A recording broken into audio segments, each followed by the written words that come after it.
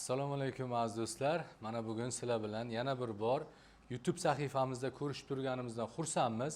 Bugun sizlar bilan nasib bo'lsa, klinikamizga tez bo'shanish muammosi bilan murojaat qilib kelib, aloqa davomiyligini o'zi xohlagancha uzaytiradigan darajaga chiqqan bemorimiz bilan suhbatlashamiz.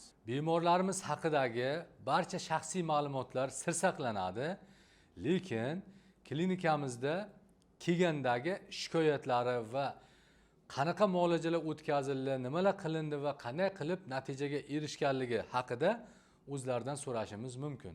Bizgacha kelganingizcha sizda qanaqa muammolar bor edi? Qanaqa shikoyat bilan kelgan edingiz? Shu haqida aytib bersangiz. Menda uylanishimdan oldin har xil ayollarga borib aloqa qilardim. O'sha uylanganimdan keyin uni taassurotlarini bildim. Menda tez bo'shanish muammosi paydo bo'ldi. O'sha muammo bo'yicha xotin bilan kelishmovchilik kelib chiqqanmi yo bo'lmaganmi? Yo'q, kelishmovchiliklar bo'lmagan-u. Nima bo'lgan? O'zim bilardim-da. O'zingizga noqulay Ha, bo'laydi. o'zimga noqulay bo'lardi. Tez Xijolat bo'shanish. bo'laydingiz. Uzog'i bilan shu 1 minut, 2 minutda tugatib qo'yardim oldin. Ha. Nima ashushina bo'laydi o'sha vaqtlar o'zingizda? O'zimda noqulaylik, shu sal uyalish hissi ham bo'lardi. Ayolingiz oldiga Ayolim oldida o'zingizda ham noqulay his qilardim o'zimni. nima qilishni bilmaysiz. Nima qilishni bilmasdim. Dorilar ichib, spreylar sepib shunaqa foydalanib ko'rgansiz? Uylanganimdan keyin foydalandim. O'sha dorilardan, spreylar bilan foydalandim. U ham vaqtincha o'sha bir marta aloqa uchun ishlatiladigan spreylarda. Undan foyda ko'rmadim undan to'g'risi. Undan keyin sizga murojaat qildik. O'sha lechenialarimizdan keyin Keyin xotin, ikkovlaring bilan suhbat o'tkazdik, uyga tavsiya berdik, klinikada muolajalar oldingiz, yana oilaviy kelinlaring, to'g'rimi? Birgalikda individualni ishladik. to'g'ri. O'zi bir 2 marta yo 3 marta ko'p ham haligi qilmadik. O'zi ikkinchi konsultatsiyamdan oilaviy kelib, o'zingiz davolanib bo'ldingiz, keyin oilaviy kelinlaring, oilaviy tushuntirdim. Oilaviy tushunchalar berildi. O'zi shundan keyin natijalar To'liq shu narsaga amal qilganimizdan keyin natijamiz yaxshi bo'ldi. Ayolim ham mamnun. zo'r. Eng qiziq joyida mana klinikaga keldingiz, shikoyatlarni aytdingiz, biz shikoyatlarni o'rgandik. Ozroq jigaringizda muammo bor edi, shamollashlar bor edi, terapevt bilan ishladik, ularni bartaraf qildik, to'g'rimi? Keyin sizga o'sha aloqa davomiyligini uzaytirish texnikasi tushuntirildi. O'shani qilish jarayoniga qanaqa bir nozik joylari bor edi? Qiynaldingizmi? Nimalarga e'tibor berdingiz? Yo'q, odamni o'ziga bog'liq, o'ziga ishonch bo'lishi kerak, qo'rqmaslik kerak hech narsadan. O'zini psixikasi masalan o'sha narsani qilaman desa, qo'lidan keladi qila Men oladi. qila olaman Qila olaman desa rost qo'lidan harakat keladi. qildingiz. Shunchaki harakat qildim, ishondim. Va to'liq tavsiyalarga amal qildim.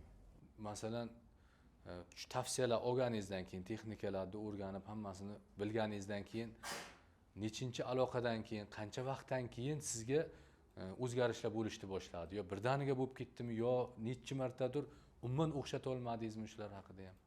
Yo'q, to'g'ri, boshida 1-2 aloqada o'xshamadi. Keyin 3-4-dan keyin o'sha ijobiy tomonga o'zgarishni boshladi. Ha. Demak, bir marta o'zgartira oldingiz, demak qila olar ekanman. Yana o'shani nima deydi? Qaytarishga harakat qildingiz va o'sha narsani bemalol keyin o'zlashtirib oldingiz, to'g'rimi? Birinchi, ikkinchisida o'xshamaganidan tushkunlikka tushib qolmadim-ku, sen qo'lingdan keladi deb o'zimni ishontirib, shu ikkinchi, uchinchidan keyin yaxshi o'zgarish bo'ldi. Endi men juda ham ko'pchilikka bu haqda tavsiya beraman, lekin hamma ham bajara olmaydi. Masalan, oylab mana shu tavsiyaga amal qila olmaydigan, bo'lmayapti deb aytadigan mijozlar bor. Sizga o'xshab bir haftada, 10 kunda, bir oyda ichida bu oson ekan-ku, buni bemalol qilsa bo'lar ekan-ku degan mijozlar ham bor-da. Shunaqangi qila olmayman deydigan mijozlarga nima tavsiya bergan bo'lasiz?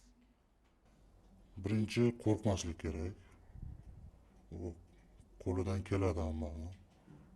Shuning uchun o'ziga ishonchi bo'lishi kerak. Klinikaga borib vrachlar 10% tushuncha berishi mumkin, lekin 90% o'zingizda asosiy ish o'zingizda bo'ladi. Eng muhimi shu, masalan, qilsa bo'ladigan, uddalasa bo'ladigan ish. Qilib bo'lmaydigan yo operatsiya yoki boshqa narsa qilish kerak emas, to'g'rimi? Biron bir shikoyatingiz bor edimi jinsiy salomatlik bo'yicha menga kelgancha? Murojaat qilganimda peshobga tez qatnardim. Keyin peshob qilib bo'lgandan keyin tomchilash holati bor edi. Uni muolajalardan keyin tez peshob kelish, tomchilash holatlari umuman yo'q bo'ldi. Shamollashlar ketgandan keyin siz bilan kuch-quvvatni oshirish, jismoniy jinsiy quvvatni oshirish ustida tavsiyalar berdik. Undan keyin ayolingiz bilan keldingiz, aloqa davomiyligini uzaytirish bo'yicha texnikalar tushuntirdik. Birinchi etapda o'sha shamollashlar uchun davolandi. Ikkinchi etap kuch-quvvatni oshirish, jinsiy quvvatni oshirish bilan shug'ullandik va to'g'ri yashash tarzi, to'g'ri ovqatlanish, sport bilan muntazam shug'ullanish to'g'risida tavsiyalar oldim. Kuzatishlaringiz bo'yicha bizning kuchli tomonlarimiz, kuchsiz tomonlarimiz, mediaga aytsa bo'ladigan nima jihatlarimiz bor bizlar bir shu haqida agar aytsangiz, klinikamiz. Endi sizga murojaat qilganimda boshqa vrachlardan asosiy farq qiladigan jihati dori-darmonni ko'p ishlatmagan, faqat o'sha tabiiy yo'l bilan davolashga ko'proq urg'u berishga urg'u berar ekan. Mana aloqa davomiyligini uzaytirish uchun sizga operatsiya yoki biron bir mahalliy dorilar taklif qildingmi yo qilinmadimi shular haqida? Yo'q, taklif qilinmadi. O'sha murojaat qilganimdan boshlab faqat iloji boricha tabiiy yo'l bilan davolashga harakat qilindi. Mana aziz do'stlar, o'zlaring ko'rib turganlaringdek, aloqa davomiyligini uzaytirish uchun hech qanday operatsiyalarsiz, spreylarsiz ham demak iloji bor ekan. Mana ushbu bemorimiz aynan aloqa davomiyligini o'zi xohlagancha uzaytiradigan darajaga chiqishiga demak juda ham qisqa vaqtda ichida erishgan. Demak, bu narsani bemalol iloji bor. Agar siz vaqtida murojaat qilib, tavsiyalarga o'z vaqtida amal qiladigan bo'lsangiz, siz ham bemalol mana shunday darajaga chiqishingiz mumkin.